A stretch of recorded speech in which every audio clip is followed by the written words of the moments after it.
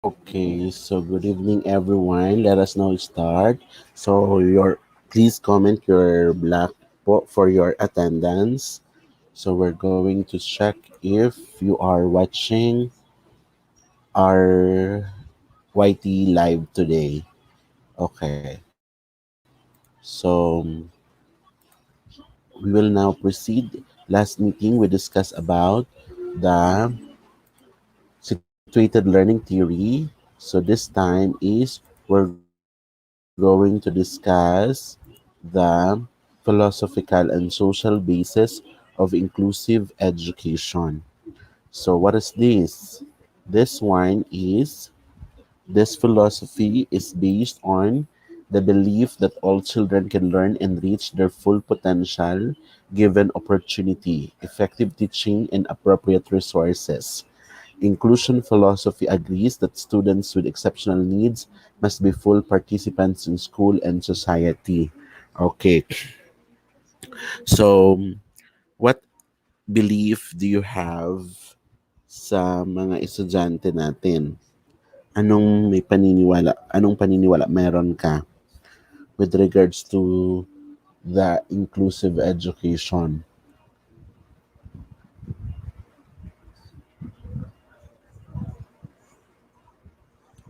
Did you also believe that children can learn and reach their full potential? Did you also believe that they can learn? Dapat palagi tayong naniniwala. We must always believe that every learner will learn and reach their full potential. Okay. So, what is inclusive education philosophy? What is this? So, I believe that every student has a right to an education in a regular classroom setting. I love to include all students who want to learn a new language and culture because they are able to provide a different perspective on cultural contents due to their own knowledge and experiences. So that is a very good example of inclusive education philosophy. For your activity, you are going to comment your inclusive education philosophy by starting with the word I believe. Okay? I'm going to wait for your comments.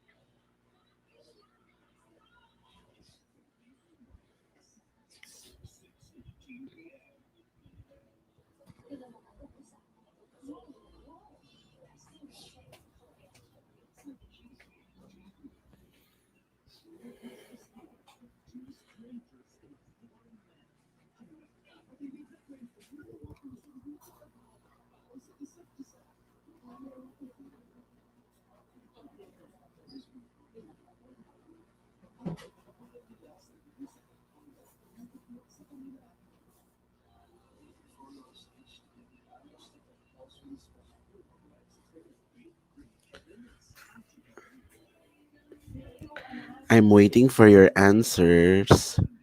Please comment your answer po with your inclusive education philosophy. Start with I believe.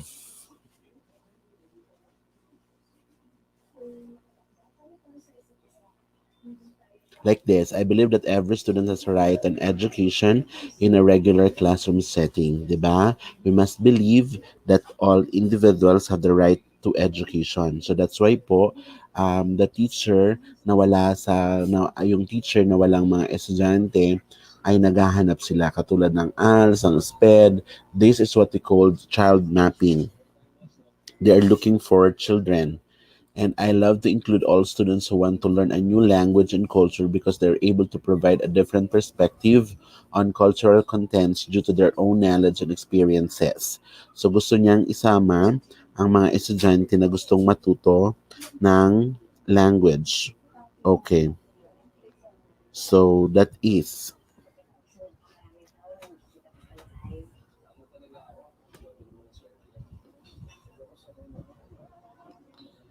anyone. I'm waiting for your answers, your comment.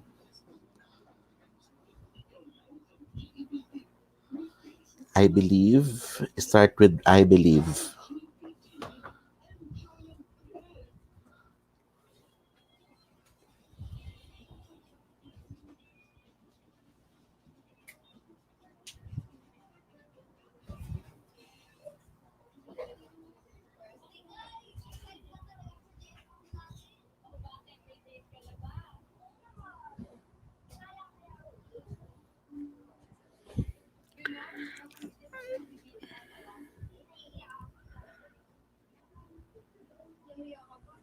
Ay, walang sumasagot. Kanina pa ako nag-aantay. Wala man lang na sumasagot na I believe. Inclusive education philosophy. Your inclusive education philosophy. Yan. Eto sa Jo Marie. Meaning, he's listening to me. I believe that we are subjected to change in the field of learning, which means nothing is permanent. We learn different skills, subjects, disciplines that let us improve ourselves to be the best. Okay, very good. So help ourselves to change for the best, not for the worst. Or change yourself for the better, not for the worst, diba? So dapat you are learning to ano. Then I believe that every student, sabi ni Eliza, I believe that every student has their own way of learning and that they can do anything they want to be. Very good. So, maniwala tayo doon na consider the multiple intelligences, consider the learning style of the learner. Okay? So, that is. Maya-maya balikan ko yung ibang sagot. Let us now proceed. What are the legal basis of special education and inclusive education in the Philippines? The adoption of an inclusive education approach is in the heart of the country's educational system is mandated by the 1987 Philippine Constitution and the Child and Youth Welfare Code, the special protection of children against child abuse, exploitation, and discrimination, which is the Republic Act 7610, the Early Years Act. Okay. So, yung inclusive education, the heart of the country's educational system.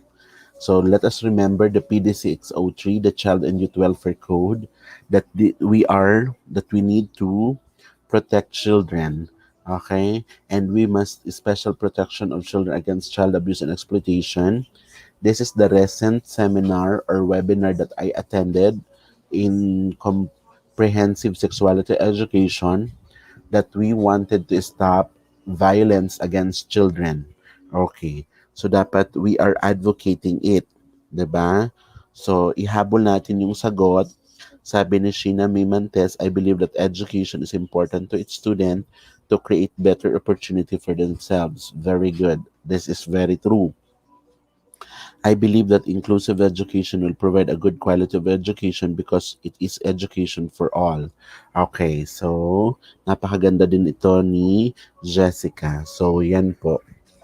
So yung PD 603 is yung sa Children Welfare Code, and the RA 7610 is for the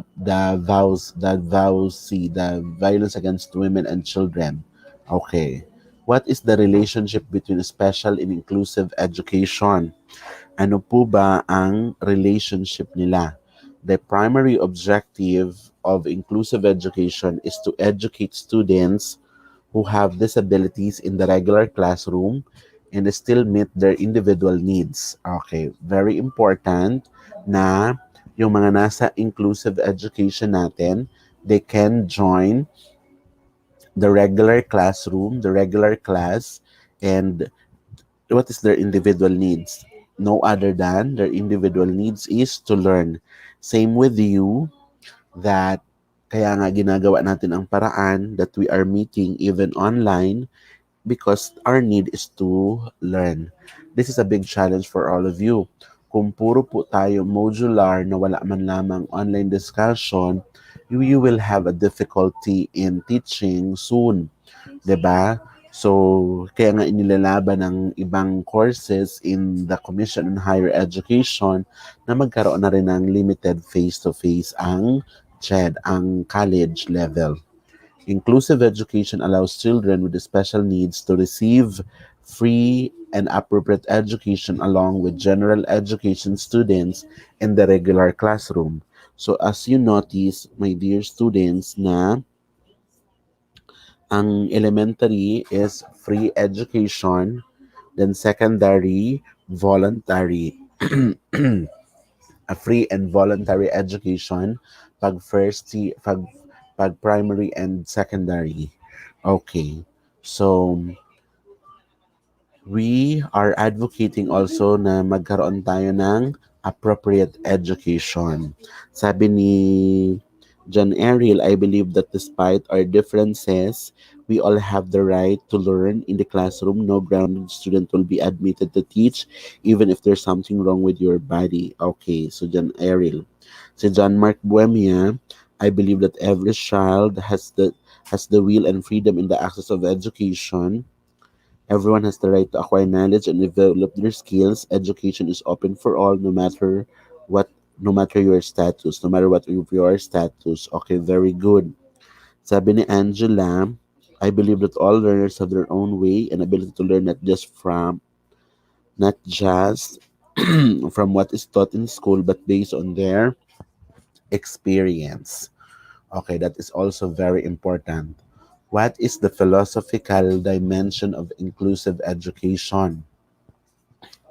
If we are talking about philosophical, there must be participation of students with exceptional needs in inclusive settings. It's based on the philosophy of equality. Yan. We must treat all children equal. We must treat them na all individuals are equal. No po? There must no special treatment. There must be sharing of ideas, sharing of thoughts, sharing of knowledge. Yan, that is very important. Then participation. They are able to participate in the different activities. They must be able to participate in the different events or activities, and the worth and dignity of individuals. That is the most important, that we must able to respect its own worth, its dignity, no? Bakit ayaw nating bakit nagagalit tayo kapag tinitingnan tayo ng sharp, matalim? Because we are protecting our own dignity. Okay? So, next, sabi ni Julius Barotilla, I believe that it's a perfect way to learn the students their own process to gain their knowledge and skills. Okay, thank you for sharing that. What is a philosophy of inclusion? Inclusion is a way of thinking and acting that allows every individual to feel accepted, valued, and safe. That is the most important. Okay?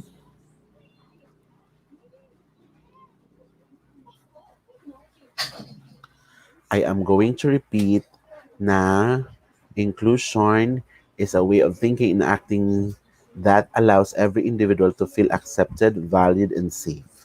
Okay, so we must let them to feel that they are accepted in the classroom, accepted in the school.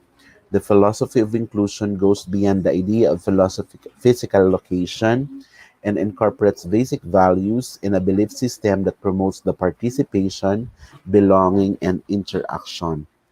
Yan ngayon ang wala muna tayo ngayon because wala tayong face-to-face.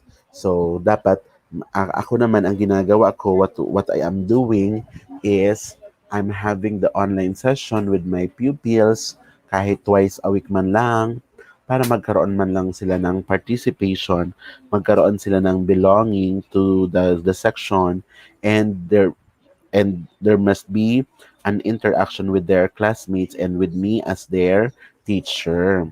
So yan po ang ginagawa natin ngayon para magkaroon din sila ng feeling na um, that they are belong to the class. So what is the theory of inclusion? Supporters of inclusion maintain that it is a civil rights issue, recognizing the rights that people with disabilities deserve. So let us always remember na it is a civil rights. Karapatan po yan ng ating mga estudyante. These rights include equal access and equal opportunity. That's why po they must be in school. That's why po they must be in schooling, in learning, because that it is their equal access and equal opportunity. Kaya po tayo ngayon, even mahirap din tayo, I know that there are difficulties, especially you cannot watch the YT live if you don't have load, and you cannot watch if you are in the location that there is a poor signal, in a weak signal, weak network. But um education must continue. You will do something, 'di ba? Gumagawa ka ng paraan para maka-attend ng klase. So on the other hand, the inclusion theory is the fact that nowhere within idea is the term inclusion mentioned. So it's very important na this is given an opportunity and in importance. So what is inclusive education in its importance? So inclusive systems value the unique contributions students at all backgrounds bring to the classroom and allow diverse groups to grow side by side to the benefit of all. So you will treat them differently because they are in different individuals. Iyo po. So iba-iba. You will treat them differently. You will treat them according to their characteristics kasi iba-iba nga sila. So diverse, meaning different, many. You are referring to many. So inclusive education allows students of all backgrounds to learn and grow side by side to the benefit of all. So what are examples of inclusion? So balikan natin ito. Um, Naging discussion na rin natin ito nung mga nakaraang buwan. So inclusion is defined as state of being included or being made a part of something. So sa groupings natin, pag may groupings tayo noon sa klase, if you are not given a chance to be part of the group and you are not asked or you cannot express something, anong yung feeling? 'Di ba? Ang feeling is you are what? You feel that you don't belong to the group. Magiging malungkot ka, magiging sad ka because hindi ka man lang nabigyan ng chance na maging bahagi ng klase, ng grupo. When a book covers many different ideas and subjects, it is an example of the inclusion of many ideas. So to you are not going to stick to the one reference po. So you will look for other references. So kaya nga sabi ko sa inyo, as an education student, you must be what? You must be you must be 5 books or 10 books advance with your learners. Dapat mas advance ka sa iyong mga estudyante, no? So, yan po ang importance po niyan. So, aside from that is when multiple people are all invited to be part of a group, this is an example of the inclusion of many different people. So, kayo, I cannot determine you one by one when it comes to your characteristics because wala tayong masyadong classroom observation. I cannot observe you when it comes to your behavior, when it comes to your reactions, di ba? So, pero, yun nga, we are doing something para maipagpatuloy natin itong ating pag-aaral in the college level. Okay. So another one is, what is the importance of legal basis in special education? Why it is important to study? A knowledge of the legal system provides the foundation from which one can begin to understand and apply the principles of constitutional. So it's very important to study the different laws related to education. Dapat alam natin to. Yeah, the 1053.3, alam dapat natin yan, and other education and teacher related laws. Okay, the administrative laws and the judicial law to school settings. So the courts have played an important role in the development of the educational system at both the federal and the state levels. So dapat you are aware of what the code of ethics for professional teachers. Kasi sabayan sa legal basis of education. Dapat you are guided of the ano, you are guided of the Republic Act 7836. Yan dapat. You are guided of the Republic Act 92 to 93. You are guided of that. Dapat you are guided of the PD 1006 and the RA 7836. Okay. So kindly listen now because later on I'm going to give you a quiz regarding what we discussed today. Okay, so next is what are the four core principles of the Convention on the Rights of the Child? So now is the four principles of the Convention on the Rights of the Child: non-discrimination. We must not discriminate children. We must give them what? An special treatment. We must give them fair, and we must give them equal treatment po. Dapat we are not discriminating them. Dapat tayo mismo ang nakakapag-motivate to them. Tayo mismo ang motivating. We are motivating them. So next is the best interest of the child or children. We must always give importance on this. We must always consider the best interest of the child. Makakabuti ba ito sa bata? Makakatulong ba ito? This is this is what they need. You will ask yourself. Ito ba yung kailangan nilang matutunan? Ito ba yung kailangan nilang malaman? So that is the most important po. The right to survival and development, we must always remember na we must help them to survive, we must help them to be developed, and we must always know, and we must always what? We must always ask their views, their opinions, okay? Ano ba yung masasabi nila sa mga bagay na ito?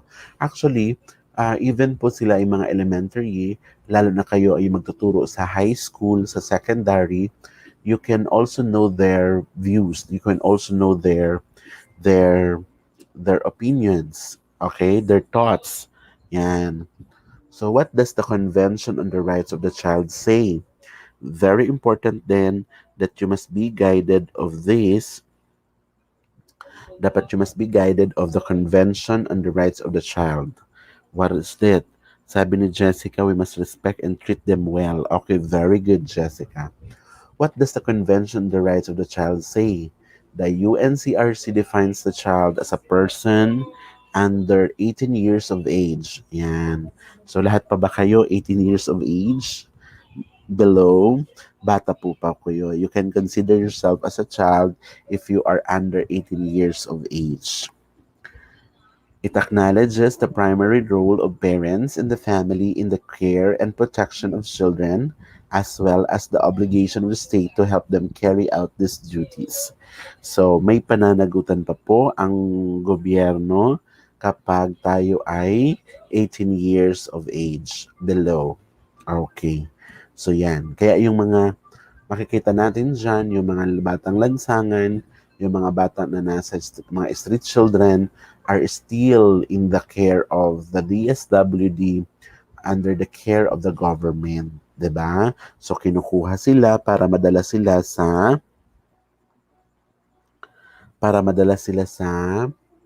ah bahay ampunan, sa bahay pag-asa, para doon sila makapagpatuloy ng kanilang pag-aaral din, and doon makapagpatuloy ng kanilang everyday life. Opo.